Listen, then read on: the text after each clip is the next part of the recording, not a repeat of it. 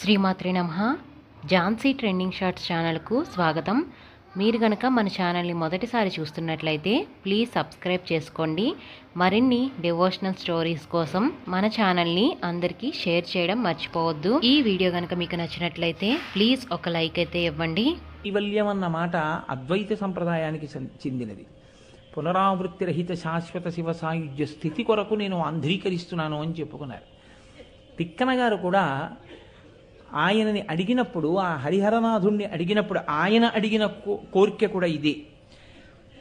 నా వాణి, నేను చెప్తున్న భారతం, నేను ఆంధ్రీకరిస్తున్న భారతం అంతటి సమున్నత స్థాయి పొందుతుంది అంటే అది కేవలం నా గొప్పతనం కాదు స్వామి, నీ అనుగ్రహం. నువ్వు నన్ను ఆంధ్రీకరించు అని ఆజ్ఞాపించడం వల్ల నాకు ఆ శక్తి కలిగి నేను ఆంధ్రీకరించగలుగుతాను.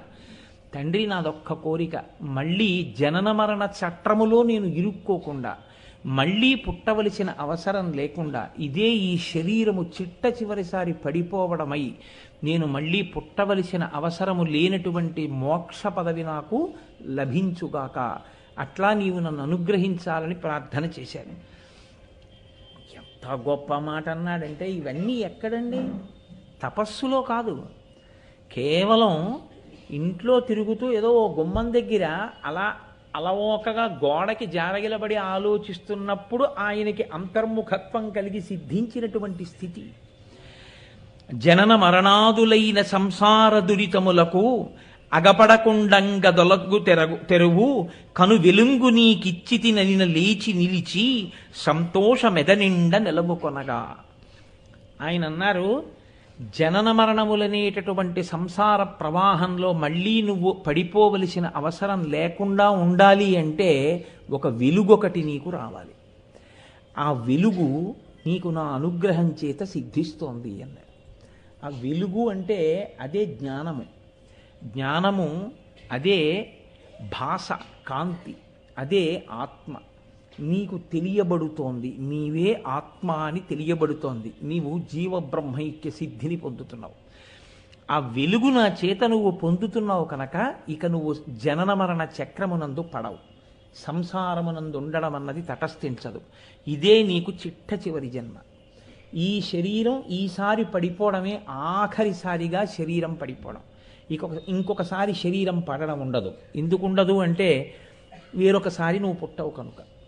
ఈ స్థితి మహాభారతాన్ని ఆంధ్రీకరించడానికి సంకల్పం చేసిన తిక్కన గారికి హరిహరనాథుడు తనంత తానుగా నడిచి వచ్చి తిక్కన గారి తండ్రి కొమ్మన గారితో తనని తాను పరిచయం చేయించుకుని కృతిపతిత్వాన్ని అర్థించి తిక్కన గారికి ఇచ్చినటువంటి గొప్ప వరం.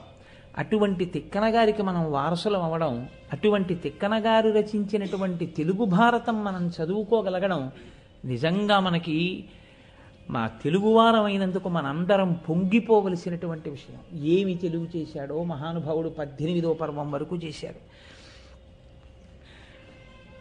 విరాట పర్వం కథలోకి ప్రవేశిస్తే తిక్కన గారు ఈ అనుగ్రహం పొందినటువంటి స్థితి తరువాత ధర్మరాజు గారు తన చుట్టూ ఉన్నటువంటి బ్రాహ్మణులతో మాట్లాడుతున్నాడు. మీకు ఇక్కడ ఒక అనుమానం రావచ్చు, ధర్మరాజు గారు బ్రాహ్మణులతో మాట్లాడుతున్నాడు అని మీరు అంటున్నారు కదా. ధర్మరాజు మాట్లాడడానికి ఆయన అరణ్యవాసం కదా చేస్తున్నాడు. అప్పటికి విరాట పర్వం నాటికి అజ్ఞాతవాసంలోకి వెళ్ళాలి. 12 సంవత్సరములు అరణ్యవాసము, 1 సంవత్సరం అజ్ఞాతవాసము.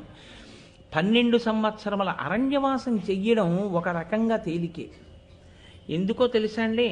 ఒక్కటి వదిలిపెట్టగలిగితే అది తేలిక. నేను ఇన్ని భోగాలు అనుభవించిన వాణ్ణి ఇలా అడవిలో ఉండడమా అన్న బాధ ఒక్కటి విడిచిపెట్టగలిగితే ధర్మరాజు గారు ఎన్ని సౌఖ్యాలు పొందాలో అన్నిటినీ అక్కడ పొందేశారు. ఎందుకు పొందగలిగారని నేను అంటున్నానో తెలుసా అండి? ఆయనకి మహాత్ముల యొక్క సందర్శనమైంది. ప్రత్యేకించి అరణ్య పర్వంలో మార్కండేయ మహర్షి వచ్చారు. మార్కండేయ మహర్షి వచ్చి జనన మరణాదుల గురించి, సంసార చక్రం గురించి, ఎలాగో మొదలుపెట్టాను కాబట్టి వరుసగా పర్వాలన్నీ చెప్పేటప్పుడు మీరు వింటారు. ఆ అరణ్య పర్వంలో ధర్మరాజుకు బోధ చేస్తారు. ఈ బ్రహ్మాండంలో ఎన్ని రకాల తీర్థాలున్నాయో, ఎన్ని పుణ్యనదులున్నాయో, ఎన్ని క్షేత్రాలున్నాయో అన్నిటినీ చెప్తారు ఆయనకి. అన్నిటినీ విన్నాడు ధర్మరాజు గారు. ఆయన అరణ్యవాసానికి వచ్చినప్పుడు ఆయన తమ్ముళ్ళైనటువంటి భీమ అర్జున నకుల సహదేవులు ద్రౌపది, కుంతీదేవి రాలేదు.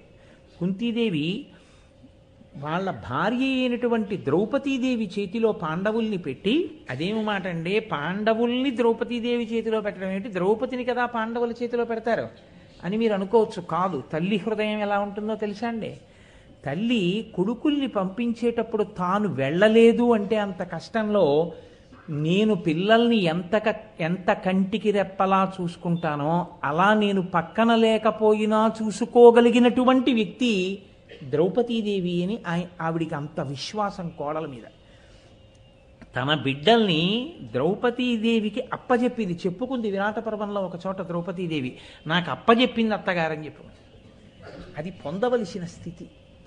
కాబట్టి ఇప్పుడు పాండవులు ద్రౌపది వచ్చారు అరణ్యవాసానికి. మరి ఈ బ్రాహ్మణులందరూ ఎక్కడి వారు అంటే, ధర్మరాజు వెడుతున్నది అరణ్యవాసానికి కదా, మనమెందుకులే వెనకాతలా అని వాళ్ళు ధర్మరాజుని విడిచిపెట్టారు. ఎందుకు విడిచిపెట్టారు ధర్మరాజుని అంటే ఒక్కటే కారణం. బ్రాహ్మణుడు అన్నవాడికి ఉండవలసిన ప్రధానమైన లక్షణం ఒకటి చెప్తారు పెద్దలు. సంతోషోహి ద్విజన్మనాం. ఇది ఉంటే సంతోషంగా ఉంటానన్నవాడు బ్రాహ్మణుడు కాడు. ఏది ఉన్నా ఏది లేకపోయినా సంతోషంగా ఉన్నవాడు బ్రాహ్మణుడు. నాకు ఇది ఉంటేనే సంతోషంగా ఉంటానండి, నాకు అది లేదు కదండి అంటే అది ద్విజుడు అవడానికి అర్హత రాదు. అందుకే ఒక్కొక్కరికి ఒక్కొక్క లక్షణం చెప్తారు. యతీనాం భూషణం జ్ఞానం, సంతోషోహి ద్విజన్మనాం, ఉద్యమం శత్రుహననం, భూషణం భూతిమిచ్చతాం. యతికి వేరుగా ఆభరణాలు అక్కర్లేదు. యతి పురుషుడికి ఉండవలసినటువంటి ఒకే ఒక్క లక్షణం ఏమిటి అంటే యతీనాం భూషణం జ్ఞానం. యతికి జ్ఞానం ఉండాలి. జ్ఞానము అంటే లౌకికమైన శాస్త్రములతో కూడినటువంటి జ్ఞానం కాదు, పునరావృత్తిరహిత శాశ్వత స్థితిని ఇవ్వగలిగినటువంటి పరబ్రహ్మతత్వాన్ని తెలుసుకున్నవాడై ఉండాలి. దాని చేత నిత్యతృప్తుడై ఉండాలి. అటువంటి వాడెవరుంటారో ఆయన యతి పురుషుడు. చంద్రశేఖరేంద్ర సరస్వతి స్వామివారు 85 సంవత్సరముల వయస్సు శరీరానికి దాటిపోయిన తర్వాత కూడా కామకోటి పీఠంలో హాయిగా ఆయన కూర్చుంటే, నాతో మా శంకర్ గారు అంటుంటారు, ఆయన పీఠంలో ఉంటే 5 కిలోమీటర్ల మేర నిలబడి ఉండేవారు భక్తులు ఆయన దర్శనానికి. అటువంటి స్థితి ఉన్నవారు అయినా కూడా ఆయన దేనితోనూ సంగం పెట్టుకోకుండా ఆ వయస్సులో రోజుకి 20 నుంచి 25 కిలోమీటర్లు నడుస్తూ పాదయాత్ర చేస్తూ దేశం నలుచెరగులా నడిచి ధర్మప్రచారం చేసి, ఆయనకి నిద్రపోవడానికి ఒక పాక కూడా లేకపోతే ఒక దేవాలయం మెట్ల ముందు పడుకుని నిద్ర లేచినటువంటి సందర్భాలు ఉన్నాయి. ఎక్కడో ఎందుకు, మీరు ఇక్కడే అయ్యప్ప స్వామి దేవస్థానంలో ఆయన జీవిత చరిత్రకు సంబంధించిన క్యాసెట్ వేసి చూపించినప్పుడు మీ అందరూ చూశారు గురు పౌర్ణమి సందర్భంలో. కాబట్టి మహాపురుషులైనటువంటి వారు యతీనాం భూషణం జ్ఞానం, యతికి ఉండవలసినటువంటి ఆభరణం జ్ఞానం. సంతోషోహి ద్విజన్మనాం, బ్రాహ్మణుడికి ఉండవలసినటువంటి లక్షణం నిత్యతృప్తుడై ఉండాలి. నాకు ఇది లేదని ఏడవకూడదు. ఎప్పుడూ అన్నీ ఉన్నవాడు ఎలా ఉంటాడో అలా ఉండాలి, అంత సంతోషంగా ఉండాలి. ఎప్పుడు ఏదో అవలేదనో ఏదో చేయలేదనో ఇంకా తనకేదో రాలేదనో ఏడిస్తే అది బ్రాహ్మణ్యం అనిపించుకోదు. సంతోషోహి ద్విజన్మనాం, ఉద్యమం శత్రుహననం. శత్రువుని సంహరించడం అంటే పరమ సంతోషంగా బయలుదేరగలిగినటువంటి ఔత్సాహికుడైనటువంటి వాడు క్షత్రియుడు. సంతోషోహి ద్విజన్మనాం, ఉద్యమం శత్రుహననం, భూషణం భూతిమిచ్చతాం. ఇవి భూషణములు అని పిలువబడతాయి. అవి పైకి కనపడేవి కావు, ఆంతరభూషణములు. కాబట్టి అటువంటి భూషణము ఏది ఉండాలో అటువంటి సంతోషమున్న వాళ్ళు ధర్మరాజు గారితో పాటు అనుసరించి వచ్చినటువంటి బ్రాహ్మణులు.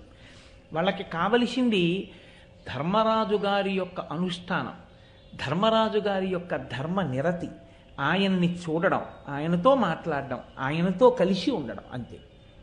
అందుకని బ్రాహ్మణులందరూ ఆయనతో కలిసి వచ్చేసారు.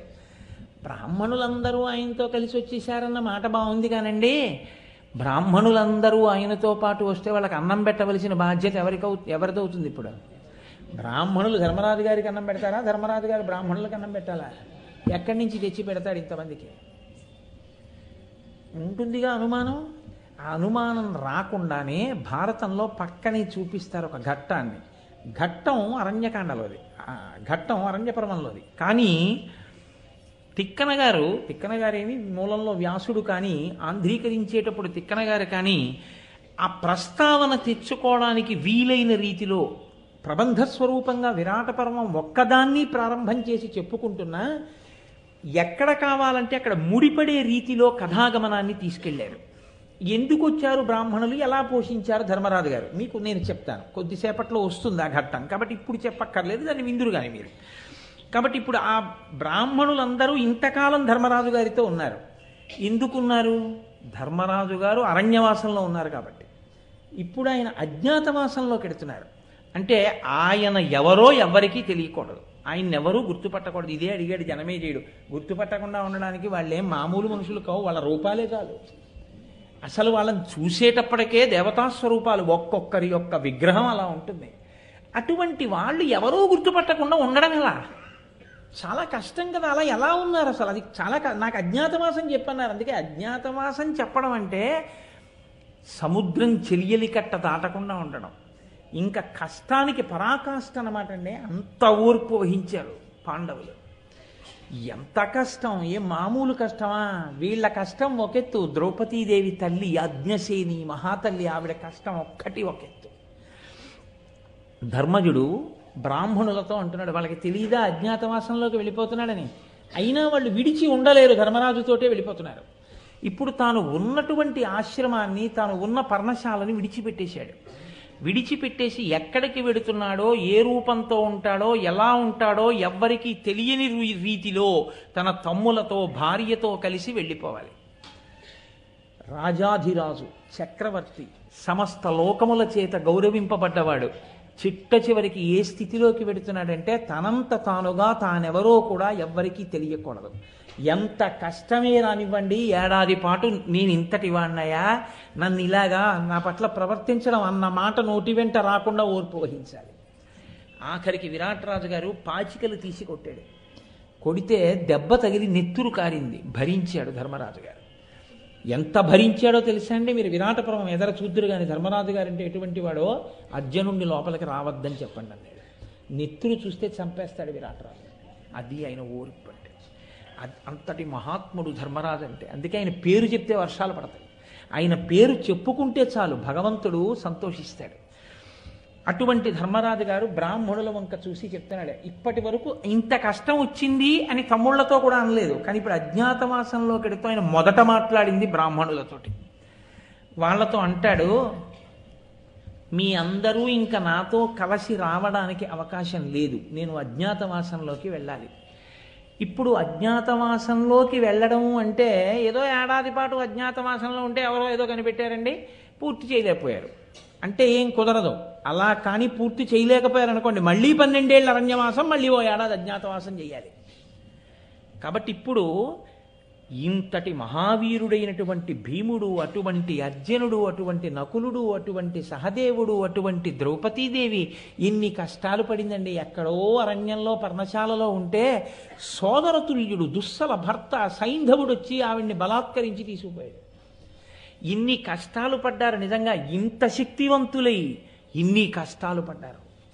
ఈ కష్టాలకి చిట్ట చివరకు వచ్చారు. ఇప్పుడు ఈ ఏడాది గడవాలి. ఇప్పుడు ఈ ఏడాది గడవాలి అంటే ధర్మరాజు ఎవరి ఆశీర్వచనాన్ని అపేక్షిస్తున్నాడో చూడండి.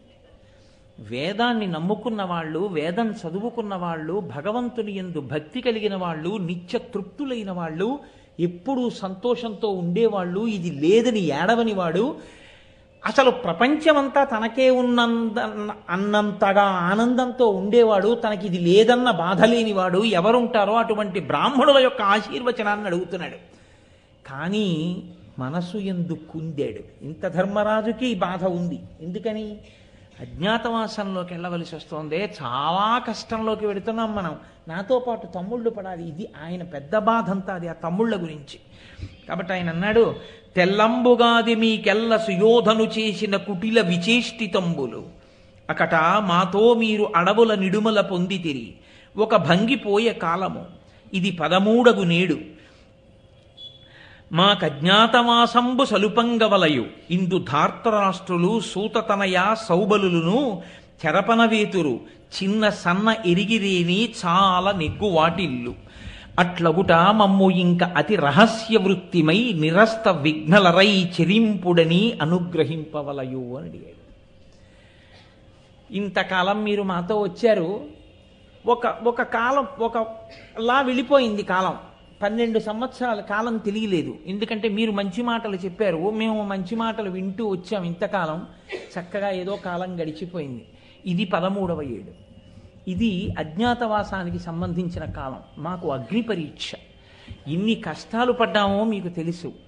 ఈ మా అజ్ఞాతవాస కాలం నియమభంగం లేకుండా, ఎవ్వరికీ మేము తెలియకుండా మా అజ్ఞాతవాసం పూర్తవ్వాలి అని మీరు మమ్మల్ని ఆశీర్వచనం చేసి పంపించవలసింది అని అడిగాడు. అడిగితే ఆ బ్రాహ్మణులు ఎంతో సంతోషించారు ఆయన యొక్క వినయానికి. సంతోషించి తప్పకుండా వెళ్ళిరండి అని అన్నారు. అన్న తర్వాత ధర్మరాజు గారు ఒక మాట అన్నారు బ్రాహ్మణులతోటి.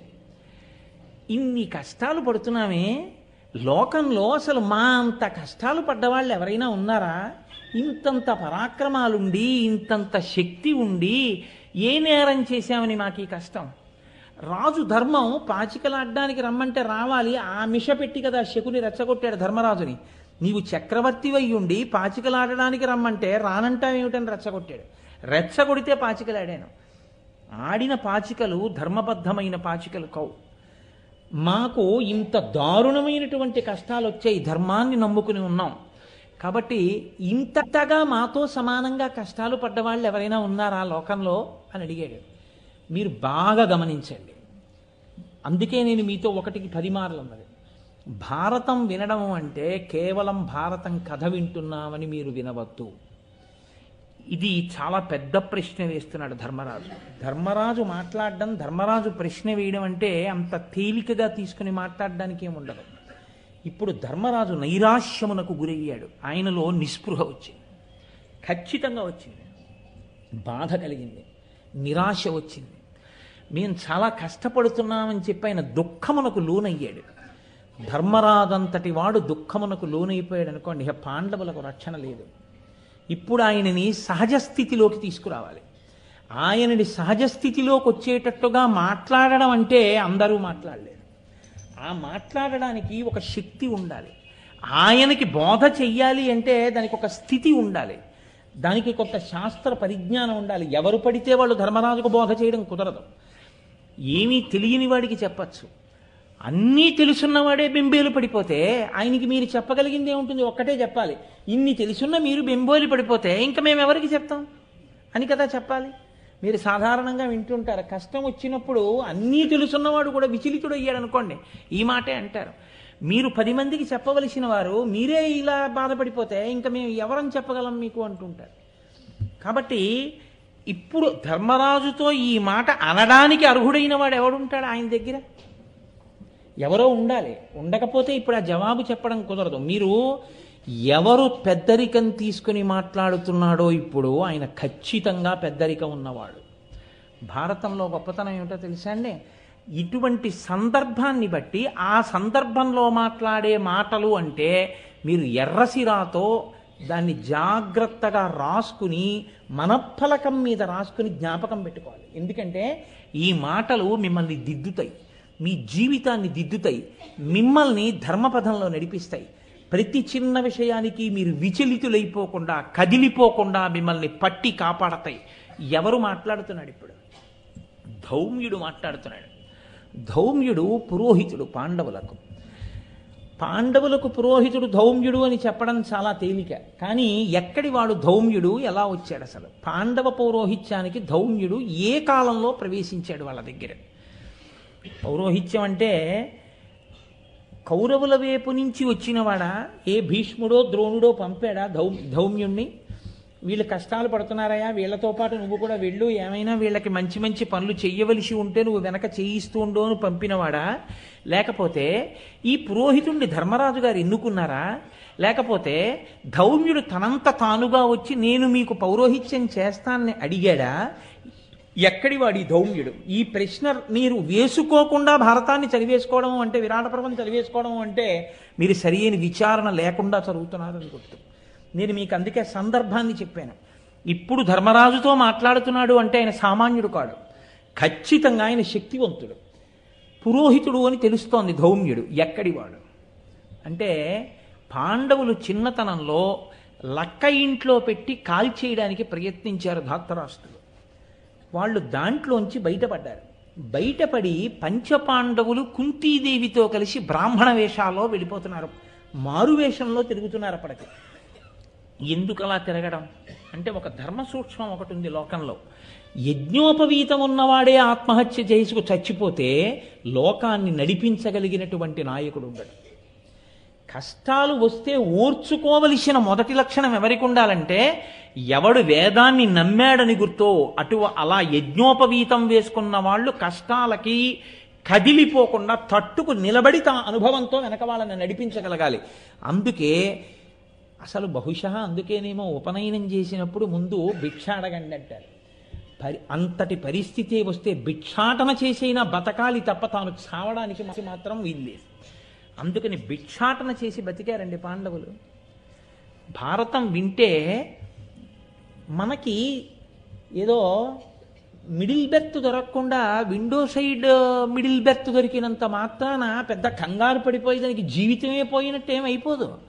ఏ పాటి కష్టం ఇది అని మీరు వెంటనే ఓ ప్రశ్న వేసుకుని మీరు చాలా హాయిగా గడిపేసి వెళ్ళిపోగలరు. అది చాలదా మీరు ఆరోగ్యంగా ఉండడానికి, మీ చుట్టూ ఉన్న ఆరోగ్యంగా ఉండడానికి? అది లేదనుకోండి, ప్రతి చిన్న విషయానికి తాను కదిలిపోవడం, తాను ఊగిపోవడం, కష్టాలన్నీ తనకే ఉన్నాయన్నట్టుగా బాధపడిపోవడం, ఇతరుల్ని బాధ పెట్టేయడం. జరిగినంతకాలం నా అంత వాడు లేడు, నా వల్ల ఇవన్నీ జరిగాయి అనడం. ఈ వెర్రి పోవాలంటే భారతం చదువుకోవాలి, రామాయణం చదువుకోవాలి. అప్పుడు పాండవులు బ్రాహ్మణ వేషంలో తిరుగుతున్నారు లోకంలో. ఒకనాటి రాత్రి గంగానది ఒడ్డుకి కుంతీదేవితో కలిసి పాండవులు 5 అర్ధరాత్రి వేళ నడిచి వెడుతున్నారు. ఆ అర్ధరాత్రి సమయంలో అంగారపర్ణుడు అని, ఇది విరాట పర్వంలోని కాదు, నేను మీకు ఈ ధౌమ్యుని వృత్తాంతాన్ని ఆది పర్వంలోంచి తీసుకొచ్చి చెప్తున్నాను. అంగారపర్ణుడు అనబడేటటువంటి ఒక గంధర్వుడు రాత్రి వేళ తన భార్యతో కలిసి కామసుఖాన్ని అనుభవించడం కోసమని ఆ గంగానది ఒడ్డుకు వచ్చి రతిక్రీడలలో మునిగి ఉన్నాడు. ఆయన వీళ్ళ అడుగుల చప్పుడు విన్నాడు. విని ఈ గంగా తీరంలో ఉన్నటువంటి ఈ ప్రాంతం అంతా నా ఆటపట్టు, ఇక్కడ కేవలం నేనే నా భార్యతో వినోదం కోసం వస్తాను. ఒక నియమం ఒకటి ఉంది, అసుర సంధ్య వేళకి ప్రాతఃసంధ్యకి ముందు ఉన్నటువంటి కాలంలో మనుష్యులు భూమి మీద నడవకూడదు. ఎందుచేత అంటే ఆ సమయం విషజంతువులకు, భూతములకు, ఉగ్రమైనటువంటి ప్రాణులకు, గంధర్వులకు, దేవతలకు మాత్రమే కేటాయింపబడినటువంటి సమయం. కాబట్టి ఆ సాయంకాలం ఎప్పుడైతే సంధ్యావందనం చేసుకునే సమయం దాటిందో ఇంకా ఉగ్రమైన భూతములన్నీ కూడా పైకొస్తాయి. అందుకే కదండి నేను ఓ డాక్టర్ గారు నాతో అంటే, నేను ఏదో పాము కరిచినటువంటి సందర్భం గురించి ఎప్పుడో సందర్భం వస్తే నాతో డాక్టర్ గారు అన్నారు, తెల్లవారుజామున పాము కరిస్తే బతుకుతారు కోటేశ్వరారు, చీకటి పడుతుండగా పాము కరిస్తే బతకడం కష్టం అండి అన్నారు. అంటే ఏమండి అలా ఎందుకు తేడా అని అడిగాను నేను. అడిగితే అది పగలంతా ఆకలితో ఉండి చీకటి పడే వేళటికే పైకి వస్తుంది ఆహారం తినడానికి, పగలు ఎలకలు తిరుగుతున్నది రాదండి, చీకటి పడ్డాకే వస్తుంది, అసుర సంధ్య వేళ దాటుతుండగా వస్తుంది. తన ఆహారం పట్టుకోవడం కోసమని తిత్తుల నిండా విషం పెట్టుకొని వస్తుంది, ఆకలితో ఉంటుంది, తను తిరగవలసిన సమయం. అప్పుడు మనం వెడితే అది కరిస్తే విషపు తిత్తులలో ఉన్న విషం అంతా మనకెక్కుతుంది.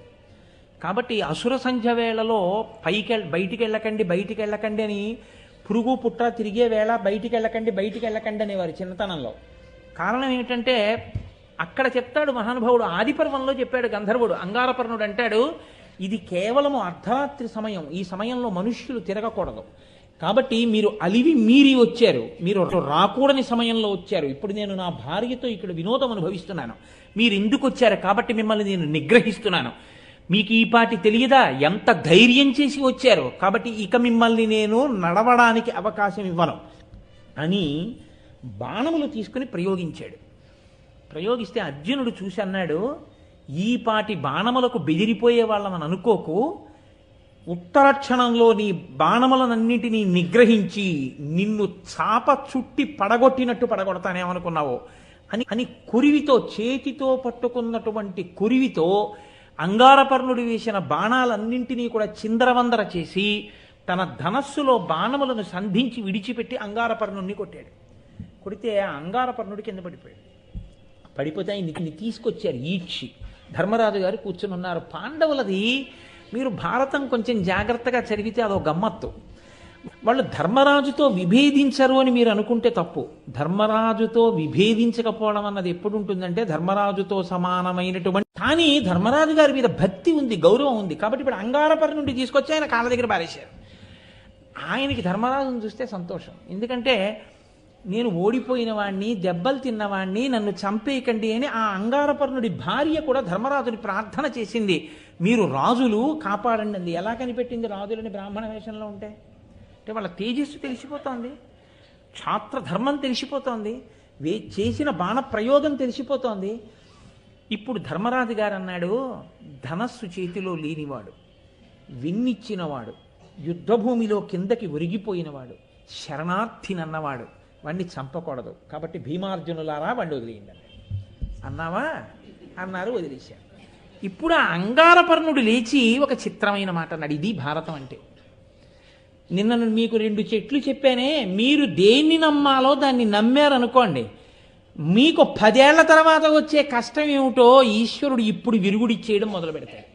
పుట్టగానే పోలియో వ్యాక్సిన్ ఇచ్చి జీవితంలో పోలియో రాకుండా చేసినట్టు ధర్మం పట్టుకున్న వాడికి ప్రమాదం రాకుండా వాడి జీవితానికి కావలసిన అభ్యున్నతిని ఈశ్వరుడు నిర్ణయం చేసి ఉంచుతాడు. అది పట్టుకోవడం వస్తే చాలు. ధర్మాన్ని పట్టుకున్నారు పాండవులు. భగవంతుడు వాళ్ళకి ఏది లేదో, ఏది ఉండాలో, ఏది రావాలో నిర్ణయం చేసేసాడు. వాళ్ళు ఆ అంగారపర్ణుడిని రక్షణ చేస్తే ఆయన అన్నాడు, మిమ్మల్ని చూస్తే నాకు చాలా సంతోషంగా ఉంది, నేను మీతో స్నేహం చేస్తాను. అర్జున, నీ బాణప్రయోగాన్ని చేసి నేను ముగ్ధుండైపోయానయ్యా, నీకు చాక్షుషీ విద్యనిస్తాను, తీసుకోమన్నాడు. చాక్షుషీ విద్య అంటే అందరికీ ఉండదు, ఒక్క గంధర్వులకే ఉంటుంది. ఆయన ఆ విద్య తెలుసున్నవాడు ఇక్కడ కూర్చుని కళ్ళు మూసుకుంటే 3 లోకాల్లో ఎక్కడేమవుతోందో తెలుసుకుంటాడు.